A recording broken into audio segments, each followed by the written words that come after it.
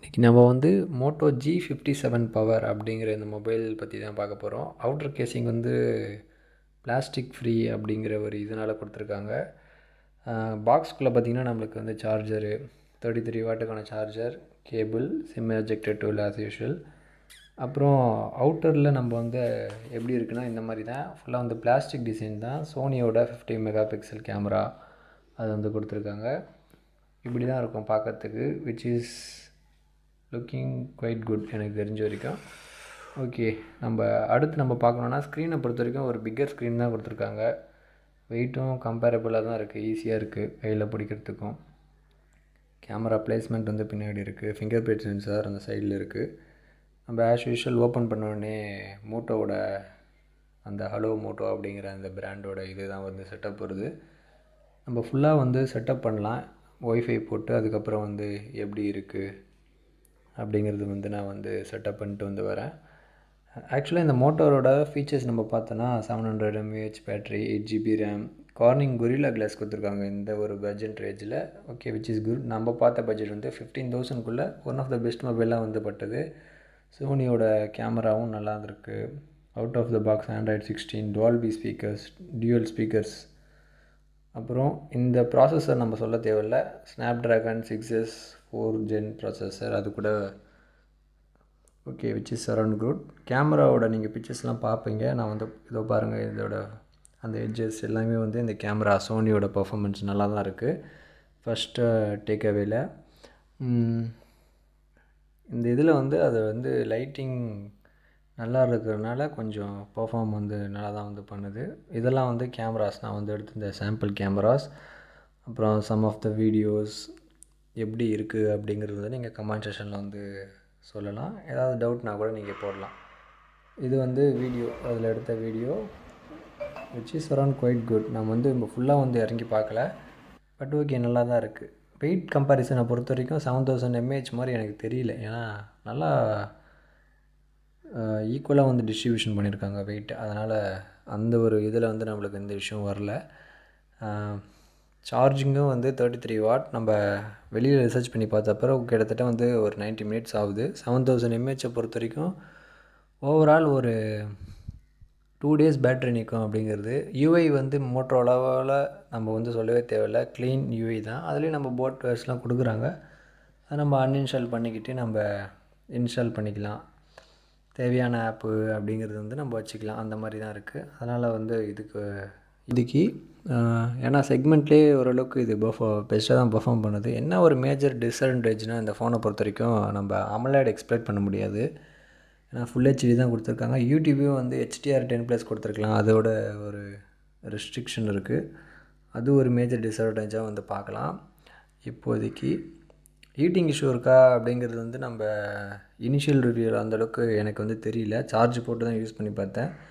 அந்தளவுக்கு heating issue மாதிரி தெரியல. நம்ம பர்ஃபார்மன்ஸ் ரிலேட்டடாக கேமிங்லாம் யூஸ் பண்ணால் தான் தெரியும். அந்த ஒரு விஷயம் மோட்டோ நல்லா தான் பண்ணியிருக்கோம் இப்போ வரக்கூடிய நியூயர் மாடல் அப்படிங்கிறது வந்து நம்ம நம்புவோம். பட் அந்த ஒரு இதில் வந்து நம்மளால் வந்து கமெண்ட் பண்ண முடியாது. பட் ஓவராலாக ஃபோனோட இந்த பட்ஜெட் ரேஞ்சுக்கு விச் இஸ் எனக்கு வந்து பெஸ்ட்டாக தான் வந்து பட்டது. கேமராவுக்கும் அந்தளவுக்கு இம்பார்ட்டன்ஸ் கொடுத்துருக்காங்க. 7000 mAhங்கிறது நம்ம இப்போதைக்கு ஒரு 2 நாள் பேட்ரி பேக்கப் வந்து கண்டிப்பாக வந்து நிற்கும் அப்படிங்கிறது வந்து ப்ராமிஸ் பண்ணுறாங்க. அவங்க 58 hours 60 hours வந்து பேட்ரி பேக்கப் இருக்கும் அப்படிங்கிறது, விச் இஸ் அரவுண்ட் குட். என்ன ஒரு டிஸ்அட்வான்டேஜ்னால் இதில் வந்து ஃபாஸ்ட் சார்ஜிங் கொடுத்துருக்கலாம். 33 வாட்டுங்கிறது கொஞ்சம் கம்மி தான். ஒரு 44 வாட் அந்த மாதிரி ஏதாவது கொடுத்துருந்தா 60 வாட் இல்லை 44 வாட் மினிமம் கொடுத்தா நல்லா இருந்திருக்கும். அதில் கொஞ்சம் காஸ்ட் கட்டிங் பண்ணிட்டாங்கன்னு நினைக்கிறேன். பட் பரவாயில்ல, இந்த ரேஞ்சுக்கு வந்து இது கொஞ்சம் எனாமஸான பேட்ரி தான். கண்டிப்பாக வந்து ஒரு நாள் சாலிடாக வந்து நிற்கும் அப்படிங்கிறது வந்து தெரியுது ரிசர்ச் பண்ணி பார்த்ததில். ஓவராலாக இந்த மொபைல் இந்த பட்ஜெட்டுக்கு எனக்கு தெரிஞ்சு ஓகேவாக தான் இருக்கும். அடுத்து வந்து நம்ம ஸ்பீக்கர்ஸோட சவுண்ட்ஸ் எப்படி இருக்குது அப்படிங்கிறது வந்து நான் வந்து போடுறேன். வீடியோஸ் நீங்கள் வந்து செக் பண்ணி பாருங்கள். சவுண்ட் வந்து நீங்கள் கமெண்ட் செக்ஷனில் வந்து சொல்லுங்கள் எப்படி இருக்குது அப்படிங்கிறது. குவைட் குட் தான் சவுண்டை பொறுத்த வரைக்கும். ஏன்னா டியூவல் ஸ்பீக்கர்ஸ் வந்து கொடுத்துருக்காங்க. டால்பி அட்மாஸ் இருக்குது. அதனால் கொஞ்சம் எந்த இஷ்யூவும் வராதுன்னு தான் நினைக்கிறேன். நீங்கள் கேட்டு பார்த்துட்டு நீங்களே வந்து கமெண்ட் செக்ஷனில் சொல்லுங்கள்.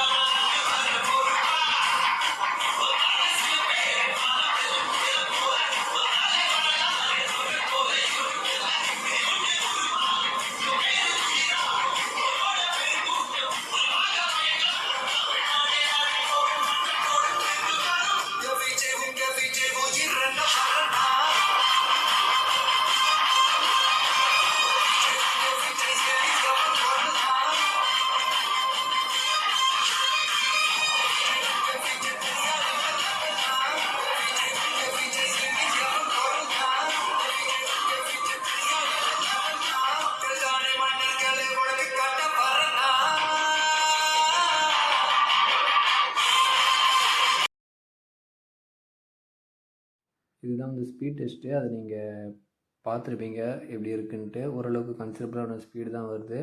ஓவராலாக அந்த மொபைலை வாங்கலாமா வேணாவா அப்படிங்கிற உங்களோட பாயிண்ட் ஆஃப் வியூ வந்து நீங்கள் கடைசியாக வந்து கேட்பீங்க. ஏன்னா 15K பட்ஜெட்குள்ளே இது one of the best range of மொபைலாக வந்து எனக்கு பட்டது. நான் நிறைய பிராண்டில் சர்ச் பண்ணி பார்த்து தான் வந்து சொல்கிறேன். இது ஓரளவுக்கு டீசெண்டாக தான் இருக்குது. Light weight, day to day யூசேஜஸ்க்கு வந்து நல்லாயிருக்கு. பார்க்குறதுக்கும் ஸ்லீக்காக இருக்குது டிசைனு. வாட்டர் ரெசிஸ்டன்ஸ் கூட கொடுத்துருக்காங்க. நம்மளுக்கு யூஸ் பவர் போகிறதில்ல. பட் ஆனால் நீங்கள் இந்த மொபைலுக்கு வந்து கண்டிப்பாக வந்து போகலாம். நான் ஒன்றும் பெய்ட் ப்ரொமோஷன் கிடையாது மற்றவங்க மாதிரி. இப்போதைக்கு இதுதான் என்னோடய கருத்து. அடுத்த ரிவ்யூவில் சந்திக்கலாம்.